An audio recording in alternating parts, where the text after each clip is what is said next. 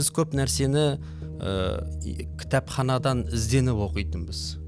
А қазір не? Чат GPT, денсаулықты құртатын, қазір неше түрлі анау Қытайдың заттары деп айтамыз ғой. Мәжіліс кезінде анасын құттықтауға қалай қарайсыз? Мен былтыр анамды жоғалтқан адаммын негізі. Егер дәл қазір сізге келіп бір оқушы неге асхананың тағамы қымбат десе не дер едіңіз?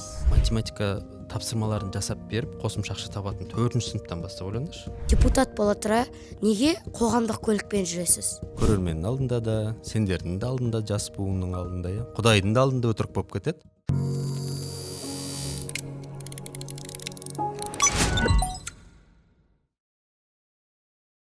Сәлем достар, қалдарың қалай? Сендермен бірге мен Алихан Рзахан Және мен Айқынбай Ерман жүрсін. Бүгін бізде қонақта еліміздің депутаты Дәулет ағамыз.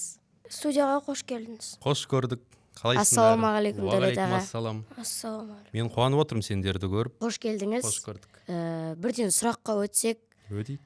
Дәулет аға, сіз бала кезіңізден депутат болуды, саясатқа қатысты мамандық иесін таңдадыңыз ба, әлде бұл табан асты болған жағдай ма? Табан асты емес, уақыт өте келе. Бірақ сендер секілді оқушы кезімде мен шығармашылыққа жақын болдым. Анандай камера, одан кейін түрлі мерекелік іс-шаралар мектепте өтетін бар ғой. Соны жүргізіп, сценарий жазып, бір қойылымдар қоятын кезде де сахнада сол рөлдерді ойнап, одан кейін мынау Абай оқуларына қатыстық. Мұхтар Шаханов оқулары болды. Енді мен туған жерім Семей болғандықтан бізде Абай оқулары жыл сайын болады. Сондай ақындар мүшәйрасына да қатысқанмын. Бірақ уақыт өте келе енді ұлттық бірыңғай тест тапсырамыз, 11-ші сынып бітірген кезде нақты мамандық таңдау керек болды. Сол кезде мен мемлекеттік және жергілікті басқару мамандығын таңдадым, бакалавр. Осы мамандықты мен 4 жыл оқыдым. Одан кейін магистратура 2 жыл оқыдым, менеджмент. Одан кейін экономика бағытында докторантураны қорғап шықтым мысалға. Сонда 11 жыл оқып, қосымша тағы 9 жыл оқыппын. 20 жылдық оқу ғой. Ал енді бір депутаттық енді айналып келген кезде мен ойлаймын, сендер сияқты, біз сияқты жастарда отанға қызмет ету, патриоттылық сезім жоғары болу керек. Мен мектепте тегін білім алдым. Университетте жаңағы айтқан 3 білім бар ғой, мысалға жаңа айтқан бакалавр, магистратура, докторантура. Барлығында тегін оқыдым. Мемлекеттің шәкірт ақысын алдым ай сайын. Енді оның қайтымы болу керек қой. Қайтымы не? Елге қызмет ету. Жақсы, керемет. Дәулет аға, сізді әлеуметтік желіден көп көреміз. Бұл әдейі жоспарланған зат па, әлде өзі қалыптасып кетті ме? Мен өзі бар ғой, бұрын сендер білмейсіңдер енді оны. Агент деген нәрсе болатын. Кейін ВКонтакте болатын. Білетін шығарсыңдар енді жайлап. Агенттен көбі біле қоймас. Сол кезде агенттің өзінде де менде көп достарым болатын. 129 мыңнан астам досым болған. Кейін ВКонтактеге өткен кезде де сондай көп аудитория болатын. Одан кейін 2010 жылы мен Инстаграм, 2010-ның аяғында ғой деймін, қателеспесем, Инстаграм әлеуметтік желісін ашып, жайлап оқырмандар тарта бастадым. Ол жердегі енді негізгі мақсат бір танымал болу емес, өзін білгенімен бөлісу. Жаңағы айттым ғой, алған білімінмен, мынау былай екен ғой, осылай екен, ақшаны былай үнемдеуге болады. Банктерде мынандай нәрсені біліп жүріңіздер. Мен өзім жалпақ қарапайым тілмен айтам, үнемі, банкке барғанда бір нәрсе біліп барыңыздар деймін. Біз өкінішке қарай не істейміз? Енді үлкен кісілер, ата-аналарымыз кредит тегін беріп жатқандай ала береміз, қол қоя береміз, келісім шарт оқымаймыз.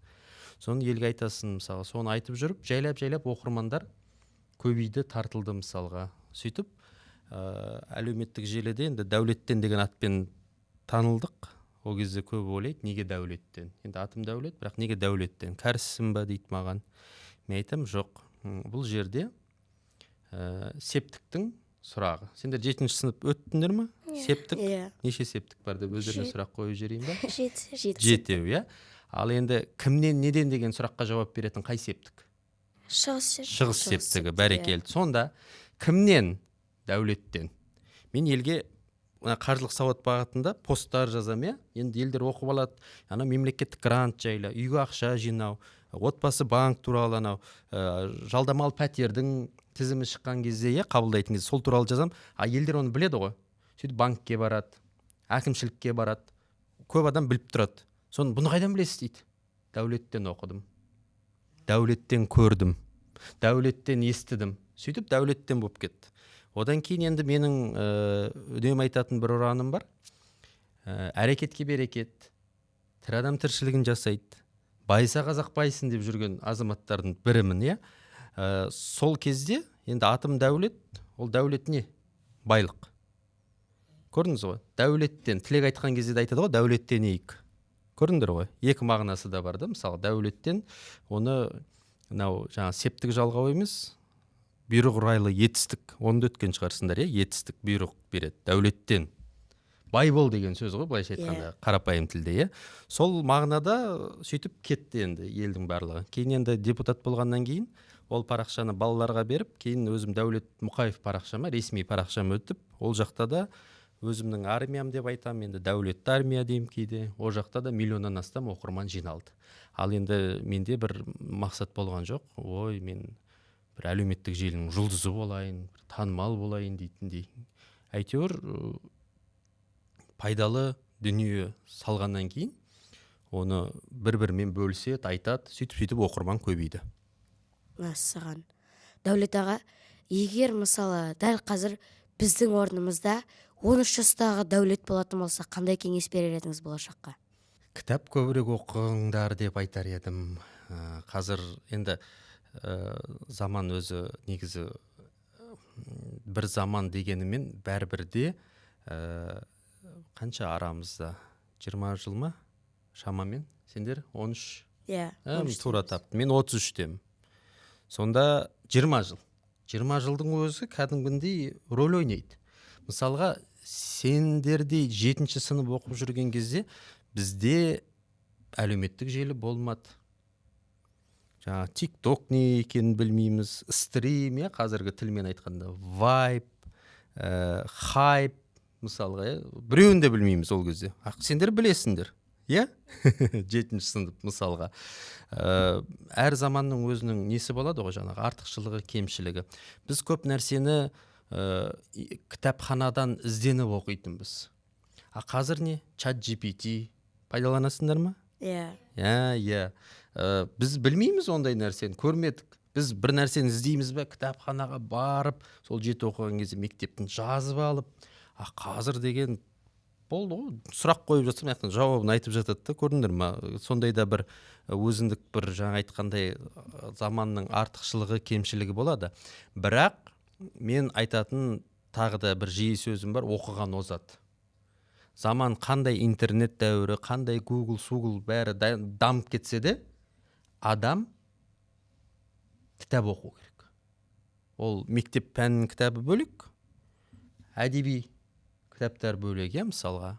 Болмаса ғылыми бағытта кітаптар бөлек дейтіндей. Адам кітаптан рухани азық алады. Рухани азық. Жанның азығын алады. Тамақ жесек біз тәннің азығын аламыз ғой. Тамақ жейміз, қарнымыз ашады, тамақ жеп аламыз, тойып жатамыз. Мысалға, ол тәннің азығы. Кітап жанның азығы. Мысалға, жаңа айтып отырмын ғой, кітап оқу керек деп. Өздерің қандай кітап оқыдыңдар? Мен Аққұйын кітабына тапсырыс беріп қойдым. Ал осы Аққұйын кітабына дейін мен Ақберен Елгезек ағамыздың болмаған балалық шағы. Ерман жүрсін? Мен атым Қожа мен Жусан Исін оқым. Бердібек Соқпақбаев пен Сайын Мұратбеков ағаларымыз. Мінекей, сендер кітап оқисыңдар. Кітап оқитын адам мен кітап оқымайтын адам бәрібірде екеу екі түрлі болады негіз. Байқайтын шығарсыңдар, сөз саптауында, ойлауында. Сондықтан мен айтар едім, кітап оқу керек, білім іздену керек. Осы 7-ші сынып, орта жас, орта буын оқушыларына ізденімпаз болу керексіңдер. Айына өз баласына 5.000 теңге беру жауапкершілік пе, әлде еркелік пе? 5.000 теңге беру, енді балаға 5.000 теңге беру жанашырлық шығар, енді ата ананың 5.000 теңге беруі баласына жанашып бірдеңе жесін алсын деп, иә. Бірақ бала оны алса, менің ойымша жауапкершілікпен қарау керек. Өйткені ақша, иә, есепті жақсы көреді. Бірақ мысалға ата-анаң саған 5.000, саған 5.000 берсе, сен оны дұрыс мақсатта пайдалануың керек. Қисық жолға, жаман заттарға емес, денсаулықты құртатын, қазір неше түрлі анау Қытайдың заттары деп айтамыз ғой, бала кезден бері. Сондайдан емес, керісінше табиғи өнім жеуге тырысу керек, жеміс жидек жеуге тырысу керек. Міне осы жағынан жауапкершілік ол сенің мойнында болады. Дәулет аға, мәжіліс кезінде анасын құттықтауға қалай қарайсыз? Енді біздің парламенттік жаңағы этика дейді ғой, регламент бойынша біз әріптестеріміздің әрекетіне баға бере алмаймыз тікелей. Енді ол сондай өзіміздің этикамыз бар. Мен үшін енді мен былтыр анамды жоғалтқан адаммын негізі. Жоғалтқанда енді анам қайтыс болды, ауырып, туған күнінде қайтыс болды. Мен үшін ана тақырыбы ол өте нәзік, өте бір енді жүрекке сағыныш беретін, мәңгілік сағынышқа айналған тұлға ғой ана. Сондықтан дәл осы нәрседе мен айтар едім, аналарыңызды тірісінде бағалаңыздар, тірісінде тыңдаңыздар, тірісінде ананың алғысын алыңыздар дегім келеді әрбір көрерменге. Дәулет аға, сіздің бір күніңіз қалай өтеді? Мен бар ғой, күнім бір шимай шатпақты күн негізі анандай. Бір жол, бір не жоқ бейтіп, айналып, міне жаңа жұмыс уақытындағы бос түскі уақытты пайдаланып сендерге түсірілімге келіп отырмын. Одан шыққаннан кейін мынау сенбі жексенбіге Шымкентке шақырған, мынау халыққа арналған қаржылық сауаттылықты арттыруға арналған мастер-класс өтеді. Одан бөлек университетте студенттерім бар менің. Кеше оларға сабақ бердім. Олардың жастары нешеден? Шамамен 2005-2004 болды. Магистратурада мысалға. Одан кейін өзімде қосымша оқимын. Қазір ағылшын деңгейімді дамыту жолдамын. Ол өзімнің білім алатын сабағым бар. Одан кейін Қарсыз қоғам деген республикалық жобаның жетекшісі болғаннан кейін ол жаққа да жүгірем. Кейін қазақ радиолары шақырады, ол жаққа да жүгіріп сұхбат берем.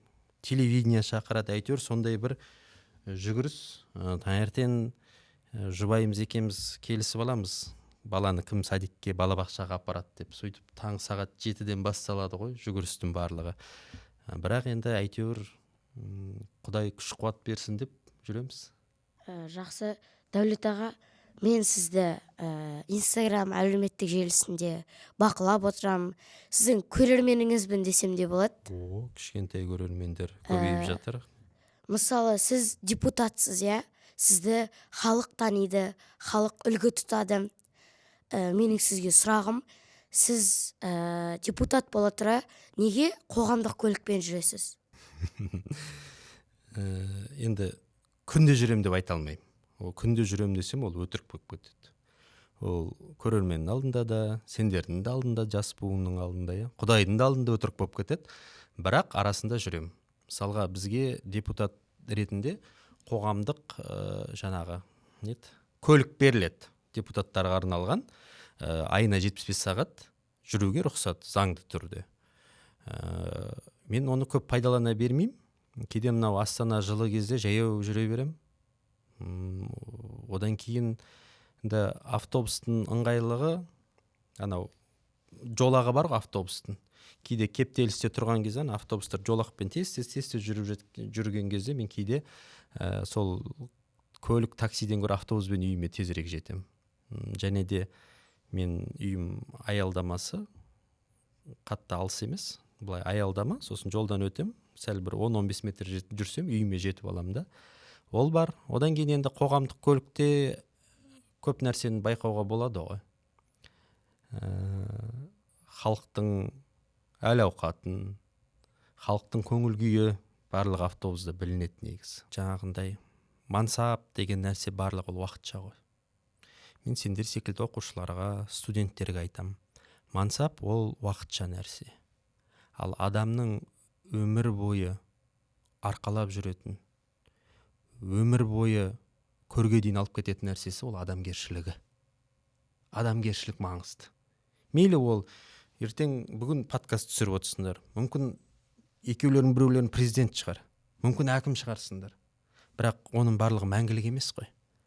Мамандықта ол 4 жыл оқисың, 2 жыл сосын жұмыс істейсің, ол жұмыс ұнамай қалып басқа жерге барасың, 2-3 жыл істеп басқа жерге орналасатын адамдар бар да. Біреу өседі, біреу өшеді дегендей. Бірақ қандай жағдай болмасын, адам болып қалу керек.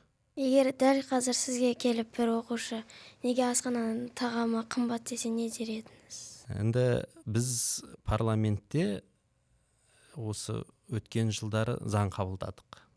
Президенттің тікелей тапсырмасымен 1 және 4 сынып оқушылары тегін тамақ ішеді дейтін. Бұрын болған жоқ қой ол. Түсінемін, сендер 7 сынып болғаннан кейін сатып аласыңдар ғой. Солай ма? Мысалға пирожки жегеннің өзінде де ол картоп қайдан келіп жатыр? Картоптың өзінің бағасы бар. Мысалы пирожки дейтін болсақ, картоптың өзінің бағасы бар, ұнның бағасы бар. Картоптың жаңағы ол тұздың бағасы бар, майдың бағасы бар, аштыққа дрожжи салаты, оның бағасы бар мысалға. Одан бөлек ол кәсіпкердің төлейтін салығы бар. Ол кәсіпкердің табысы да қолында қалу керек, оның да бала шағасы бар. Ол пирожкиді істейтін адам немене? Оның да айлығы бар. Одан бөлек ол пирожкиді істеп жатқан кезде май дедім, майдан бөлек не? Электр тоғы бар, коммуналды қызмет бағасы. Міне көрдіңдер ме? Бәрі әсер етеді бағаға. Оны бүйтіп бірден мынау неге қымбат деп әрине бас салуға болады. Бірақ соның бағасы бұл қайдан келіп жатыр деп өзінің есебін шығаратын болсаңдар, онда сол нарықтағы сұраныс пен ұсыныс өзі реттеп отырады. Мысалға, сол пирожкиді қазір қаншаға аласыңдар? 150, 200, 250. Мысалға 250 аласың. Басқа мектепте болмаса басқа дүкеннің қасында 220 болатын болса, сендер қай жерін аласыңдар? Дүкеннен аласыңдар. Анау өтпейді. Сосын ол ойлайды, неге менің пирожким өтпей жатыр? Сөйтеді, бір күні ол да бағаны түсіруі мүмкін. Сіз жаңа бізден сұрадыңыз, қандай кітаптар оқисыздар деп. Біз де сізге сол сұрақты қойғымыз келіп тұр. Менікі енді қазір әдеби бағыттан көрі кішкене ғылыми бағыт қой. Енді жаңа университетте мен сабақ лекция оқығандықтан көбінесе менеджменттің кітаптары, менеджментпен байланысты. Одан кейін мен өзім жақсы бір қызығатын сала маркетинг саласы. Маркетинг делін барлығы пиар, жарнама деп қана қабылдайды, бірақ негізі ол кең ауқымды сала. Сол Филипп Котлер деген кісі бар, сол маркетингтің атасы деп жатамыз ғой. Соның кітабын мен қайта оқуды бастадым, шынымды айтсам. Мен оны 2-ші курста оқыдым ғой деймін. Ол 2010-11 жылдары болды. Енді қараңдар. Неше жыл өтті? 14 жыл. Бұрын оқыған кітабымды мен қайтадан оқуға бел будым.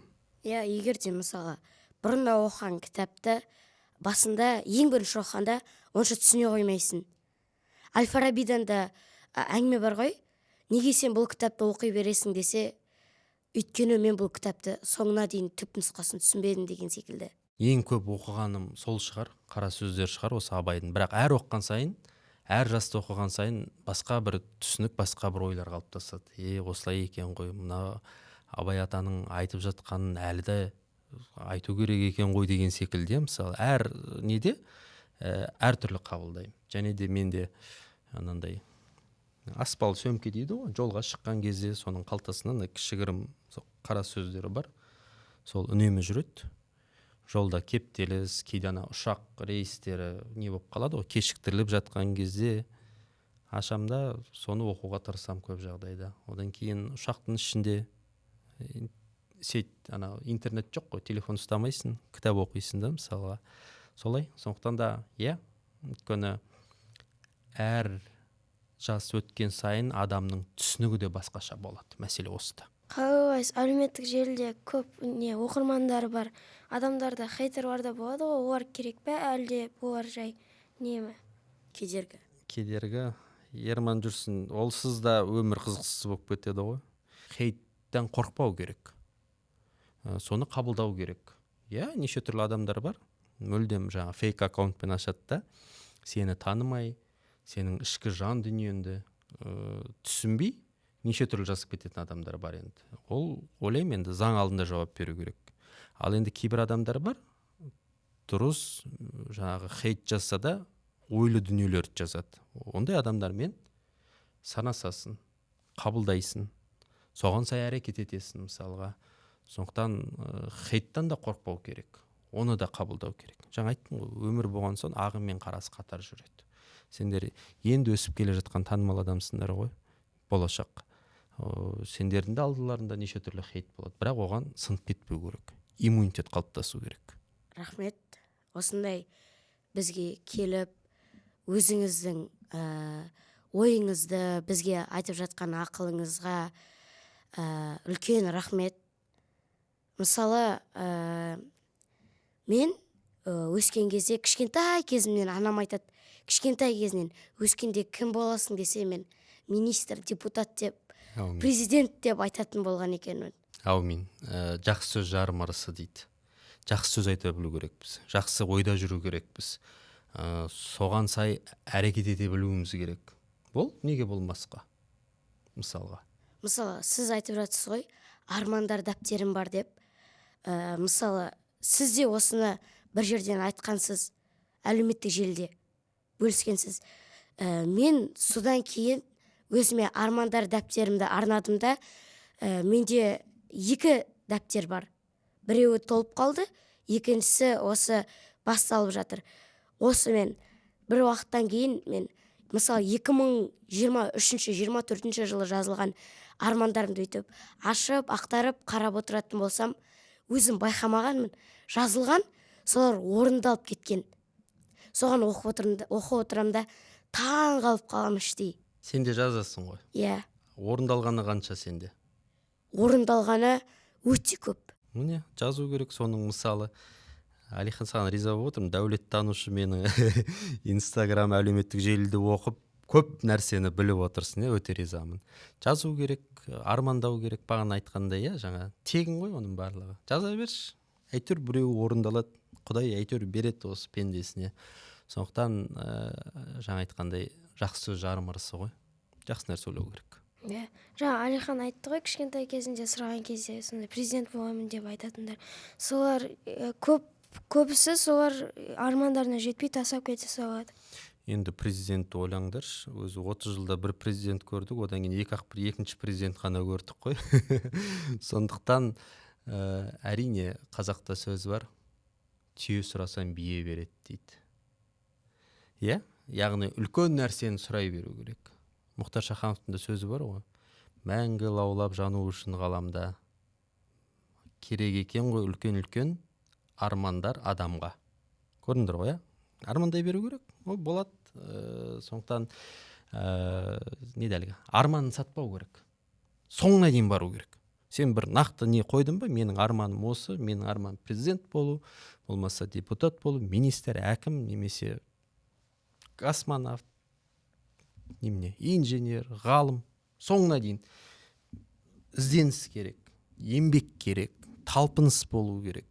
Сол кезде ғана адам өзінің діттеген мақсатына жетеді. Сіз мысалы кішкентай кезіңізде кім болам деп армандап едіңіз? Мен өзім математикаға жақын болдым.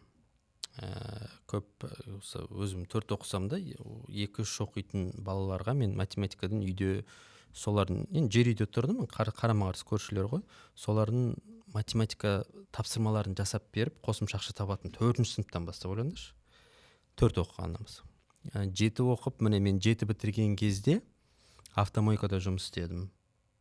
Әкеме қосымша көмектестім, жаңағы әкем жалдамалы жұмысшы болатын, бір нәрсені краскілеуге, бір нәрсені көтерісуге, анау жаңағы стройка жүріп жатқан жерде лай су тасып, иә, сондай жұмыстарды жасап еңбекке ертерек араласа бастадым мысалға. Бірақ жүрген жерімде мен осы білім бағытында жүрдім. Мен білмеймін, бір саясаткер болам деп, болмаса депутат болу деген бір не болған жоқ. Қатты бір арман жаңа жазып қоятындай. Бірақ бір кездері не болды, осы мен не үшін мемлекеттік және жергілікті басқару мамандығын оқыдым. Дипломым жатыр. Өзім телевизияда жүрмін. Осы журналистика, сұхбат алып, сонда бір не болып қалды, андай ойда ше, мемлекеттік жергілікті басқару диплом алдым ғой, неге осы бір қызмет етпеске деген секілді ойымда бір нелер қалды. Сосын бір сайлауға қатыстым, одан кейін өте алмай қалдық. Екінші сайлаудан бірінші сайлау анау не еді, жеңілген күреске тоймас дейді ғой, соғысып көрейінші осы. Ол кезде президенттің сөзі бар ғой, әділетті Қазақстан жиі айтатын, иә, соны ойлаймын, осы әділеттілік бар ма екен деп жеке мандат болып сайлауға түстім. Шүкір, жаңағы ресми тізімді қараймын, санақ барлығы шыққаннан фамилиямды оқимын, өз-өзіме сенбеймін де мысалы. Сіздің балаларыңыз бар, иә? Олардан сіздің жолыңызды қуған қалайсыз ғой, иә? Енді мен жаңа айтқандай балаларыма бірінші кезекте тәрбие.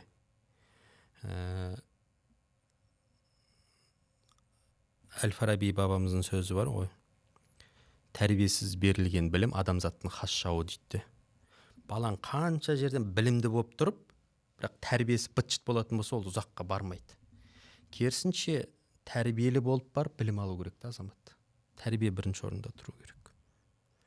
Балаларыма мен енді кішкентай ғой, 4 оқиды, біреу 2 оқиды. Менің түсінігімде балалардың жаңа мамандық таңдау, осы кім болады ау деген нәрсенің барлығы 6-7 сыныпта өз қалыптаса бастайды. Қазір кішкентай, бірақ мен оларға айтам, өтірік айтпа, шыншыл бол, адал бол, басынды кесіп тастаса да шындық айт. Одан кейін бір-бірлеріне қамқор болыңдар.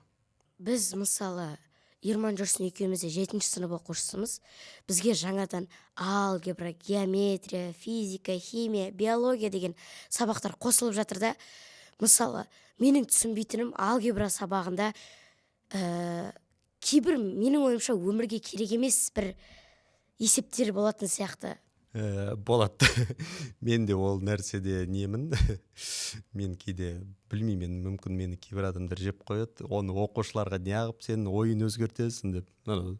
Кейін өтесіңдер тангенс, катангенс деген нәрселерде, соны ойлаймын. Тангенс пен катангенс өмірде қай жерде пайдаланып жүрмін. Бар шығар енді арнаулы бір маман иелері, иә. Оның да аясы кішкентай ғой. Білмеймін, мен сөйтіп ойлайтын. Бірақ енді оның барлығы неге алып келеді сол есептер? Ойлануға алып келеді ғой. Көп ойланатын адам. Мен ойланбайтын адамның жаңа айтқанда ойы да екі түрлі болады ғой. Одан кейін көп ойланбайтын адамдар ұмытшақ болады негізінде. Есепке жоқ адамдар көп нәрсені кейде ұмытып жатады. Ол кейін сендер түсінесіңдер, Альцгеймер деген ауру болады. Соған алып келеді негізінде. Мысалға шахмат мүлдем ойнамаған адам, кроссворд, сөз жұмбақ, сондай мимен көп нәрсені, жаңағы логикасы көп жаңағындай дамытпаған адам өкінішке қарай уақыт өте келе сол аурудың белгілері пайда болады, ұмытшақтық. Сондықтан мида не ғой, жаттығу ғой, күн сайын тренировкада. Бірақ енді, иә, келсем кейде анау формулаларда алгебра неме, дискриминант өтіп жатсыңдар ма сендер? Жоқ, оған жеткен жоқ. Мысалы, мындай тақырып бар да, сандарды функциялау. Сол тақырыпты түсіне алмай қойдым мен. Гипербола, параболалар ма, функциялардан? Ол да керек қой. Мен министрлікке айтып, Алихан мен Ерман Жүрсінге бұл тақырып ұнамай жатыр деп алдырып тастасам десең, е. Жоқ, енді сол арқылы ол мүмкін мұғалімнің түсіндіруінде де шығар кейде. Мысалға мен айтайын, сол математикаға мен махаббатымды оятқан күшті мұғалімдер болды. Марқұм Жомарт Базенұлы деген кісі, сол математикасы бар ғой, бір не туралы өтетін. Мария, просто Мария. Бүгін біз мультфильм көрсетеміз сендерге. Мынау Шрек, мынау Фиона деп тұрып, жаңағы функцияны анықталу облысы дегеннің барлығын түсіндіретін. Анықталу облысы деген сені қай жерден шректі табамыз. Көрдің бе? Анықталу облысы деген сен мына функция болатын болса, парабола, болмаса былай қисықты гипербола болатын болса, оның анықталу облысы қай жерде, қай деңгейде, шексіздік белгісі ма, мысалға минус деңгейде ма, болмаса бірінші ширек, екінші ширек, үшінші, төртінші ширекте ма деген секілді, соның бәрін қарапайым тілмен түсіндірген кезде сен сол нәрсені түсіне бастайсың. Ал енді келеді, кейбір мұғалімдер бар, кітаптан оқып сырылдап берген кезде оны өзінде түсінбей қаласың. Сізбен кездессем екен, мысалы бір саясаткерлермен бір кездессем, осы сұрақты қояйын деп жүр едім. Балаларға арналған қандай жаңадан заңдар қабылдануы мүмкін? Қараңдар, жаңа айттым ғой, мен балаларға деген 1-4 сынып асханасын айтып өттім. Одан бөлек біз қабылдаған заң ұлттық қор балаларға деген заң аясында сендерге былтыр $100 түсті, шоттарына. Биыл $130 түсті. Білеміз бе? Ерман жүрсін? Мен білем. Сен білесің. Ерман жүрсін білмейді, сұрау керек. Ата-анамнан сұрасан, оның приложениеде тұрады. Одан кейін балалардың біліміне деген келешек бағдарламасы қабылданды. Яғни сен өзінің біліміне, депозитіне ақша жинайтын болсан, болмаса 5 жасқа дейінгі балаға бірінші ретте шот ашса, мемлекет тарапынан қазір қанша, 250 ма, 260 мың теңге бір рет көмек беріледі. Одан кейін бұл мемлекет қосымша банктың пайызынан бөлек, мемлекет қосымша 5-7% тағы да ақша береді. Бұл не? Сен сол 18 жасқа дейін мектеп оқу бітіретін кезде, мектеп бітіретін кезде, сол ақшаны біліміне жарату үшін осындай мүмкіндік жасап отырмыз мысалға. Одан кейін білесіңдер, вейп. Осы вейптің өзімен қанша 3 жылдай күрес жүрді ғой, вейптердің күресі. Қазір заңмен тыйым салдық ол нәрсені. Одан кейін кішкентай балаларға біз мультфильмге бөлінетін мақсатты қаржыны жасадық. Балапанды білесің ғой, мультфильм. Кейбір мультфильмдер жиі қайталанып кетеді, оны басқалар да айтатын шығар. Сол мультфильмдердің саны көбейсін деп, бюджеттен біз қосымша 300 миллион теңге бөлдіріп отырмыз жыл сайын. Міне, ол да бір ойлаймын балаларға арналған жақсы бір мүмкіндіктердің бірі. Одан кейін сол бала болсын, енді жаңағы жастар болсын өскенде құмар ойын, лудомания, мысалы көшеде неше түрлі жарнамалар тұратын еді ғой. Соларды заңмен біз тоқтаттық. Энергетикалық сусындар айтпақшы. Бұрын мектепте оңды сол сатыла беретін. Қазір сатылмайды. 18 жасқа толмаған балалар 21 қылдырып сатық. 21? Иә. Көрдіңдер ғой, нормасы жаңағы энергетикалық сусындарын. Одан бөлек, мысалы буллинг мектеп оқушыларының арасында, болмаса сол суицид мәселелері өте кең ауқымда қаралады. Одан кейін қазір телефон ұстамау айтпақшы заң шықты. Айыппұл жасалуы, салынуы да мүмкін. Өйткені не, сен қазір жаңа айтқан бәрі ойын TikTok болып кетті ғой. Одан да демалыс уақытында ғана ал, сабақ уақытында білім алуларың керек. Мектепке сол үшін барасың ғой. Ал енді сен мектепте нетпейсің, 2 қолың, 2 көзің телефонда болатын болса, онда не үшін мектепке барасың? Бармай қой, үйінде жата бер. Білім алатын адам, мектеп бірінші кезекте ол білім ордасы. Білім алатын жер. Телефон ұстайтын жер емес, төбелесетін жер емес. Бір-бірінді жамандап, жаңағындай боқтайтын жер емес мектеп. Мектеп ол білім ордасы. Мектепте 5-ке оқып, армандайды ғой, жақсы жұмыс орнына түсем деп. Солардың кейбіреулері тәртібінің кесірінен жақсы жұмысқа тұра алмай қалады. Енді бағына айтқандай ғой, тәртіп бірінші орында. Тәртіп. Бауыржан Момышұлы атамыздың сөзі бар ғой. Тәртіпке бағынған, тәртіпсіз ел болмайды, тәртіпке бағынған құл болмайды дейді. Көрдіңдер ғой. Сондықтан жаңа айтқан тәртіп бірінші. Содан кейін бары білім, достар, араласу, жайлап келе беретін нәрсе ғой. Қаржыландыра бермейді мәселе осыда. Қазір офсайд деген сериал шықты, сіз соған қалай қарайсыз? Коррупция туралы. Көрмедім оны. Аксайтин коррупция тууралуу футболдагы. Бар шығар, бар ғой, ол жемқорлық жоқ емес, жемқорлықпен ойбу. Біз осындай сендер сияқты жас буындардың санасын бәрін өзгерту керекпіз. Бізде өкінішке қарай андай қалыптасқан ғой, бәке, жәке, сәке деген нәрсемен, иә, жоққа шығармаймын, бар жемқорлық. Бірақ жемқорлыққа қатысты заңда бар енді. Тіпті анау кейде Қытайды нетеді, Қытай сияқты ату керек. Қытайдың өзінде де ату болса да жемқорлық жойылып кеткен жоқ қой. Бар сонда да. Бірақ жемқорлық менің түсінігімде ол санамен азаяды. Мен айтқым келеді, әрбір адам өзінің ұлтының жанашыры болса екен деймін. Мәселе осыда. Мысалға, мен мектеп салып жатырмын ба, сол мектебінің ақшасын жемей адалынан салсам екен, мысалы.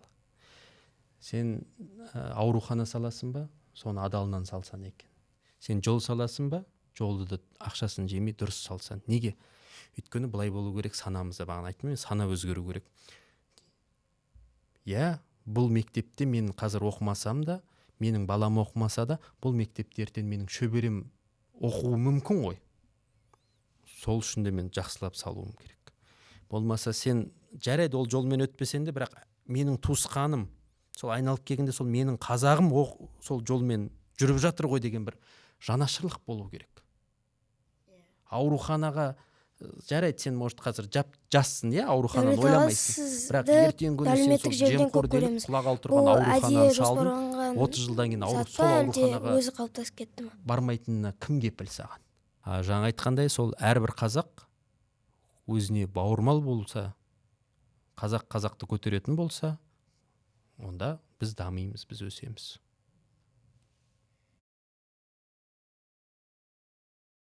Қуаныштымын.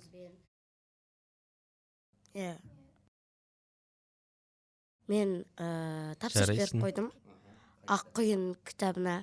Оған дейін өсе беріңдер. Мен өте қуаныштымын осындай тұсаукесер подкастқа мені ең алғашқы қонақ ретінде шақырып отырғандарына.